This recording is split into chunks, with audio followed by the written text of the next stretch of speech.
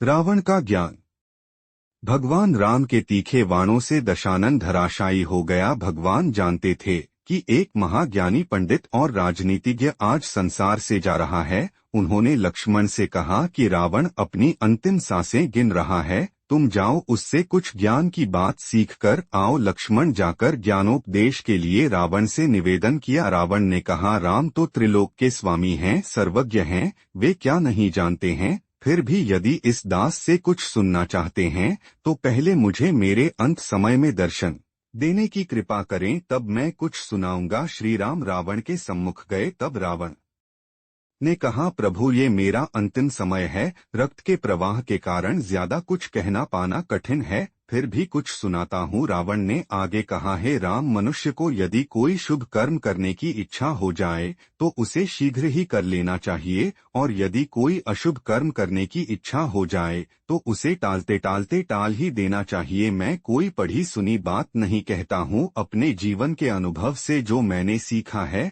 वही कह रहा हूँ। एक बार मैं नरक की ओर से गुजर रहा था, वहाँ मैंने देखा कि जीवों को बहुत दुख दिया जाता है। मेरे मन में आया कि मैं धरती से स्वर्ग तक सीढ़ी लगा दूं ताकि सभी जीव आसानी से स्वर्ग जा सके, किसी को नरक जाना ही नहीं पड़े। समुद्र के खारे जल को देखकर मेरे मन में आया कि क्यों न इस अपेय जल को उलीच दूं और समुद्र में दूध घी मक्खन आदि भर दूं, इससे लोगों को बहुत सुविधा हो जाएगी। मेरी लंका सोने की है, पर मैं सोचा करता था कि यदि सोना में सुगंध भी हो जाए तो कितना अच्छा होगा। मैं सोना में सुगंध भर देना चाहता था। देव दानव यक्ष गंधर्व यहाँ तक कि इंद्र ब्रह्मा और विश्वकर्मा भी मेरे अधीन थे। मेरे लिए ये सब करना कोई बड़ी बात नहीं थी, पर मैं आजकल कहकर टालते चला गया। सोचा करता था कि इन कार्यों को कभी कर लूंगा, ये मुझसे बड़ी गलती हुई। अब हमारे पास इन्हें पूर्ण करने का समय ही नहीं बचा है।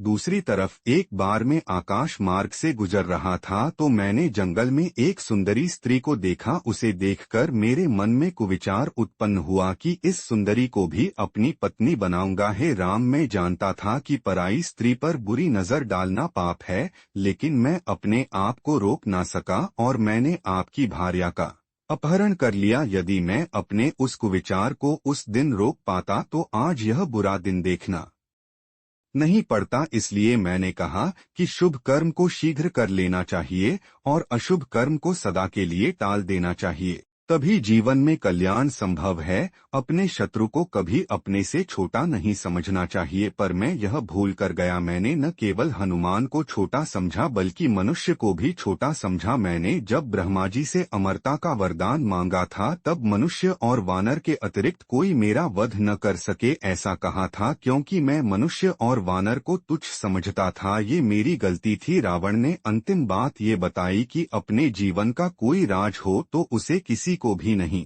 बताना चाहिए। यहाँ भी मुझसे गलती हुई। मैंने अपनी मृत्यु का राज अपने भाई विभीषण को बताया। मेरी नाभि में स्थित अमृत कुंड का राज खुलने के बाद ही उसकी मृत्यु हुई, जो आज मेरी मौत का कारण बन गया। ये मेरे जीवन की सबसे बड़ी गलती थी। इतना कहकर रावण का गला अवरुद्ध हो गया और उसके प्राण पखेरु उड़ गए।